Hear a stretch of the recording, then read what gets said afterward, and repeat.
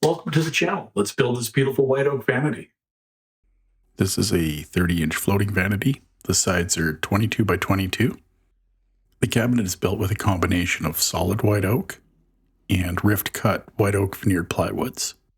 The drawers are solid maple and have been cut to fit around the plumbing and undermount sink. The techniques we'll go through in this video can be applied to pretty much any type of cabinetry or furniture employing caseworks. Let's get into the build, and of course if you have any questions, please leave a comment. I answer pretty much everything. This is my sheet goods rack. I put it on casters and I can roll it around the shop pretty much anywhere. It's a small shop, so this has been very convenient. I use a track saw to break down goods, and I cut them right on the sheet goods rack as if it were kind of like a low-rent panel saw. But it saves me from carrying large sheets of plywood around. Here's the hardwood rack. We're just going to grab some white oak. We're looking for a rift cut kind of grain. I'm breaking down this board at the miter station to lengths that we can use to make the drawer rails and stiles and the trim pieces on the visible side of the cabinet. I've cut these a little bit longer than I need.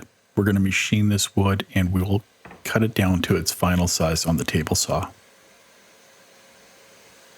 I was a little concerned about these water stains. I wasn't sure how deep they went, but it turns out there was no issue. They probably penetrated the wood maybe a 1/16 of an inch. I like to cut these boards using multiple passes, just so the saw doesn't bind up if there's any tension hidden within one of these boards. Here's our stack of rough cuts, and this will be all the wood used in this build. Here I am at the table saw. I'm cutting off the factory edges. They're always ugly. They're usually a little discolored from the plywood sitting in a stack for a while. And sometimes they're not very square. After cleaning the sheet up, I'm going to cut it down to the sizes we're going to need to build this cabinet. For 3/4 inch plywood, we really have 3 pieces, the bottom and the 2 sides. These 2 pieces here will become those.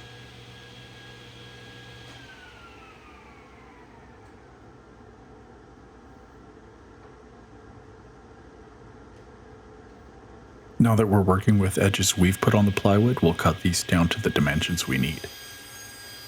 The width was 21 1/8 if I recall, because there's a 1/8 edge banding on this cabinet. The floor of the cabinet is 21 1/8 inch deep. There is an 1/8 inch thick edge banding that goes over the face of the cabinet, then the doors sit over that, bringing it to 22 inches. At this point, the 2 long edges of the plywood are parallel, but we're not square yet. We're going to cut the factory edge off using the slider to get us to square. And then we'll use the slider to cut the gable ends and the floor to the desired final length. I always clamp a piece of plywood to my slider fence to reduce tear out and give myself a visual reference as to where the cut's going to be. But there's a clamp there and it's kind of a pain. Then one day I was watching a channel called Today's Craftsman, and they had one of these. No more tear out, and you can just line a piece of wood up with the edge. It just screws right into the fence. Here we are using it. The length of the end block is set using the table saw blade itself, so it always lines up.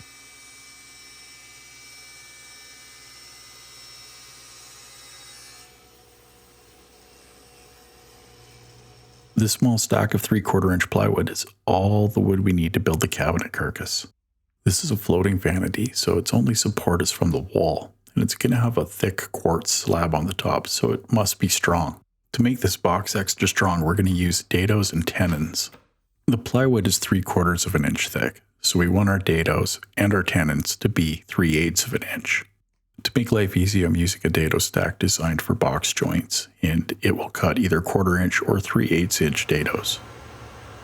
The dados are cut into the gables or box sides, and we need them on 3 sides of the box, the top, bottom, and back, because that's where our floor and stretchers will go in, and they will have the tenons.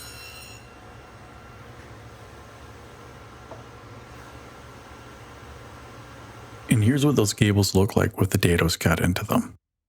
I'm easily confused, so I've marked these with tape to show where the back and bottom is on each side. To cut the tenons, we're going to use a full dado stack. It's really annoying when you forget to cut a piece and you have to swap the stack back in or back out. And to show how annoying this can be, I've included this little video montage of me installing a dado stack at 8 times speed. We've removed the old blade, we've removed the normal cartridge, installed the dado cartridge, we're putting the chippers in, and we are done. To cut our tenons, we need to work right against the fence, but we actually don't want our fence to ever contact the blade, so we use a sacrificial fence. We can raise the blade up into the sacrificial fence and then get the correct offset for our cut.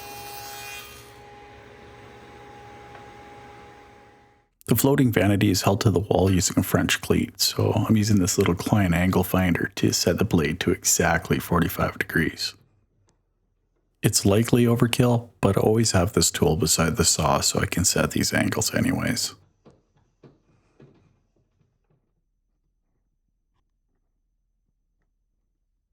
To keep the stock registered against the fence and flat to the tabletop, I'm using these little Jessam stock guides.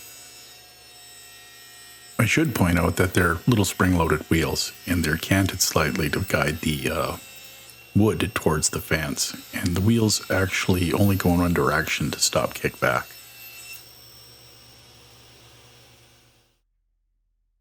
I'm using Titebond 3 to glue the tenons into the dados that we cut on the gable ends.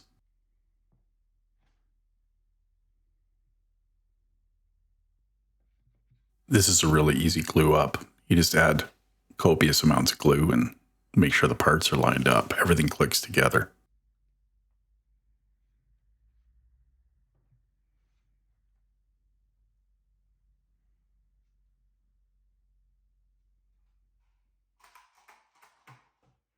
We're going to pull out basically all of our favorite Bessey K-clamps and clamp this thing at every joint.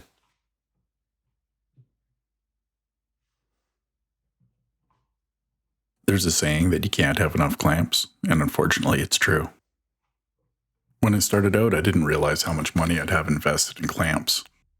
I've mostly standardized around Bessey clamps, and I probably have somewhere between $2,000 and $3,000 worth of them, which really does seem kind of obnoxious when you consider they just squish things.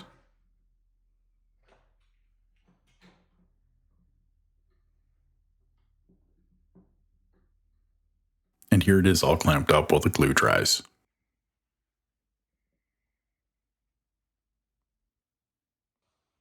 Okay, now it's time to mill up some white oak and make some drawer faces and the decorative gable end.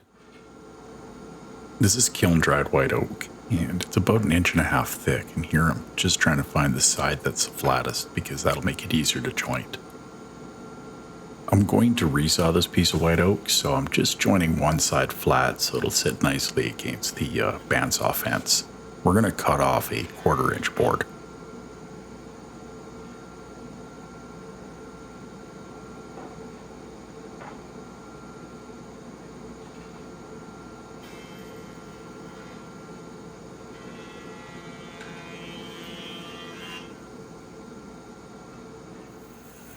I think I have the fence set at about 7/8 here. That'll split this into 2 boards, one that we can make a 1/4 inch thick piece out of and one we can make a 3/4 inch piece out of.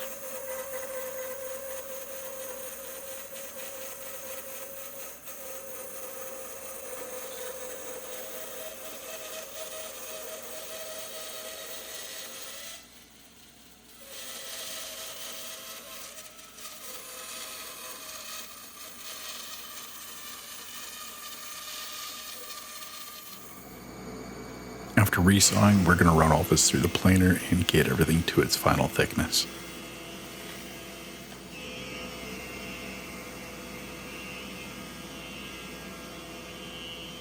I was impressed at how well this 1/4 inch stock came out. It looks really good. At this point, we're ready to rip the 3/4 inch stock into rails and stiles that will make up the frame for the drawer fronts.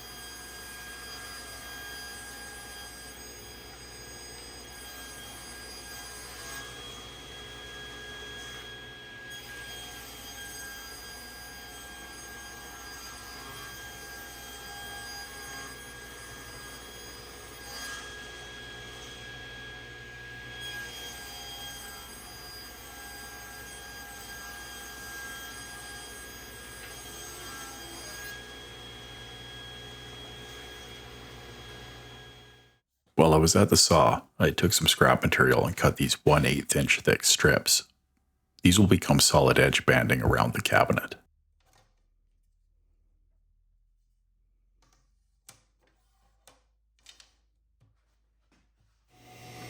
I trimmed all the edge banding to length using the crosscut so we could get ready to glue these on.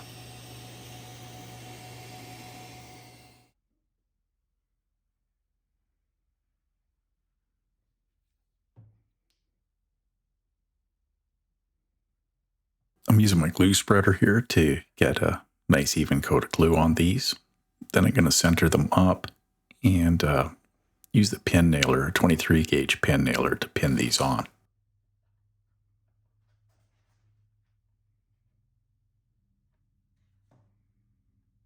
I built a cabinet immediately after this, and on that one I didn't use any pin nails. I didn't like the process of filling these. They were slightly visible, even though 23 gauge nails are really small. So I just used tape and glue, which is really all you need.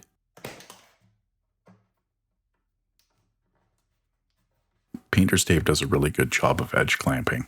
Just pull it tight, and there's enough pressure to get a good glue up. Now that it's all glued and taped, we'll just let that sit for a few hours.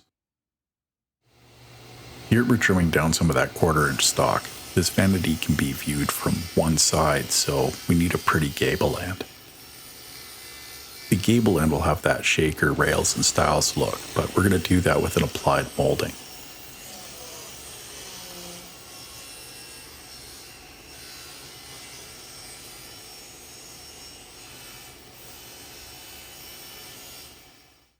To clean up the saw marks on the sides of these, I chose to use a hand plane. I could have sanded, but I didn't really want to risk rounding these over. I had to plane some of these pieces from both ends because the grain changed direction.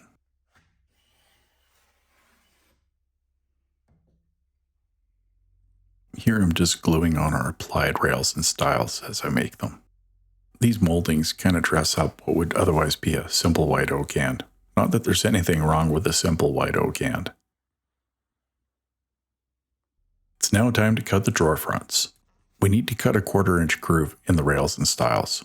The groove serves two purposes. It holds the center panel in place, but it's also how the rails and stiles join together. I made some setup blocks on a prior job that make getting this dialed in quick and easy. Here I'm just looking for the ugly edge. I want the ugly edge to actually have the groove in it. Chances are I'll cut anything ugly out of it, and the pretty edge will be on the outside.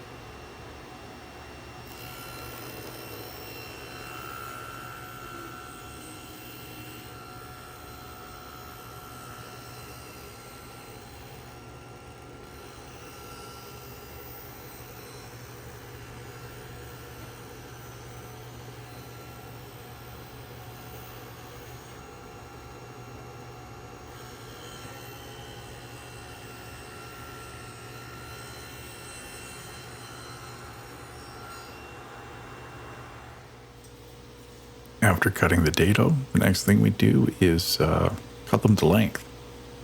You'll see me pull out a square now and then.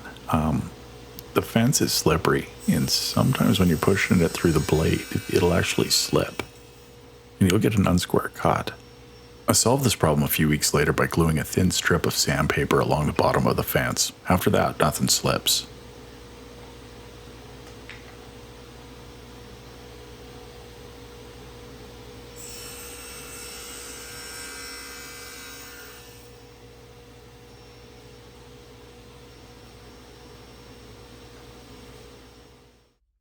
Just setting the router table up here to put the tenons on the ends of the rails.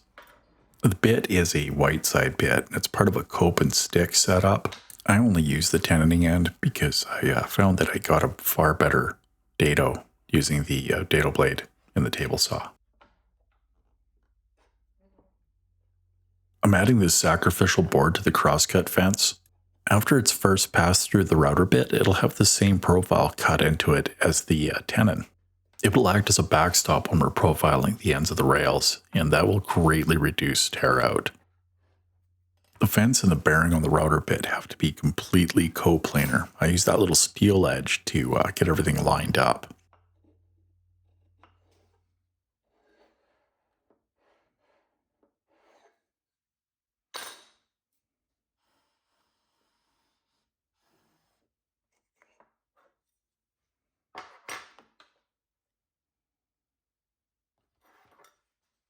I sometimes forego the guard, but that's a gnarly piece of steel, and I don't really want that on my face.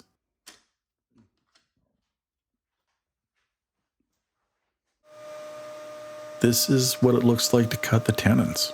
I do these in 2 passes, usually a deeper pass followed by a shallower, cleaner pass.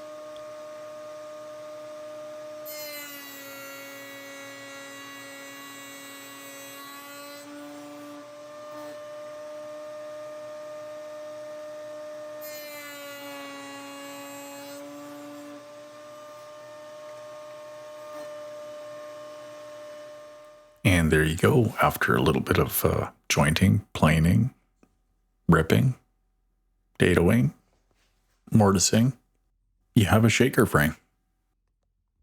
I decided to try an experiment. This here is a spiral upcut bit. I use 1/2-inch plywood for my drawer center panels, and I normally use a dado blade to mill the edges down to 1/4 inch to fit within the rails and stiles. I was able to get them to thickness with the router bit, which saved me a timely blade change on the table saw.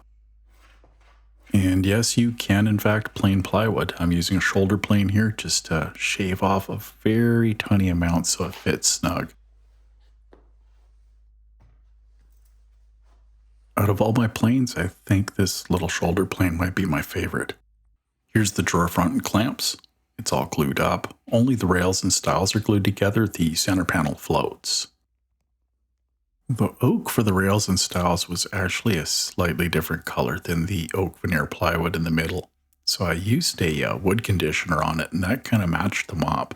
Well, that dried up. I grabbed some Rubia wood filler and mixed it into a paste. I'm pretty sure the white oak veneered plywood has already been grain filled, so I'm going to use this to fill the grain on the rails and stiles. It looks like I smeared peanut butter all over these. After letting it cure for an hour or so, we're going to sand it back with some 120 grit sandpaper. After sanding it back, it was super smooth and had the look I was going for. The last step was to seal it up and pop the grain using a water-based wood conditioner. I like this Minwax product. It dries quickly, it doesn't smell, and my water-based lacquer sticks to it without any issues.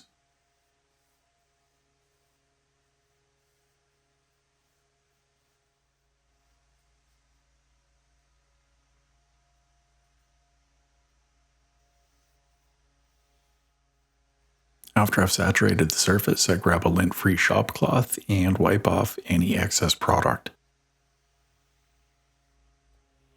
Then we'll let the trusty finger chopper blow some wind over them.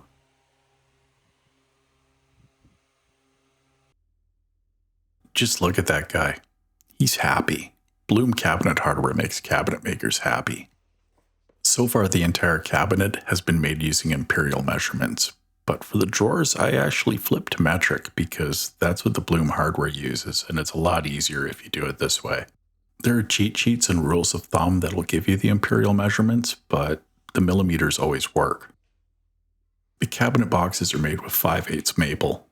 I actually mill this stuff up and leave it on a shelf in the shop so I can just grab it. It saves a lot of time. The box sides and front have been cut down to their final size, and I'm just using them as templates to get all the interior measurements. And this is kind of a montage of the box coming together as I slowly whittle it down to its final shape, which for this drawer box, the top drawer, is actually kind of cool because it has to go around an undermount sink. I've put the 1/4 inch dado stack back in the saw, and I'm cutting the channel for the drawer bottoms. The drawer bottoms for this cabinet are 1/4 inch maple veneer plywood.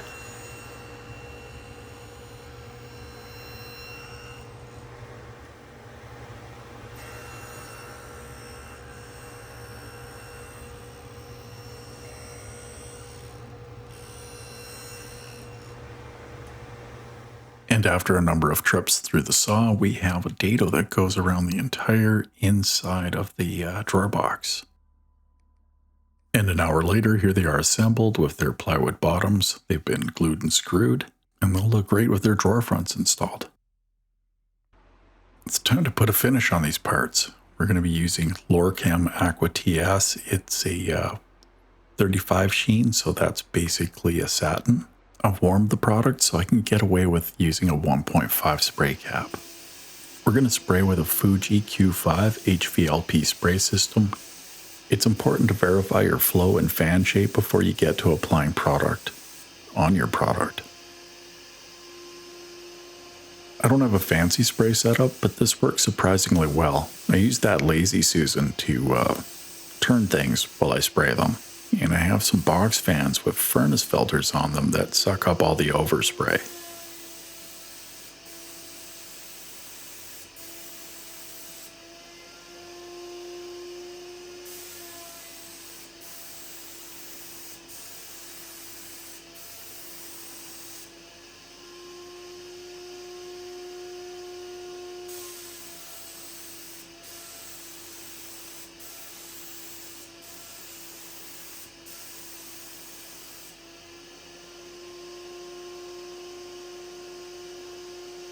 Just thought I'd show you the furnace filter and the amount of overspray it picked up.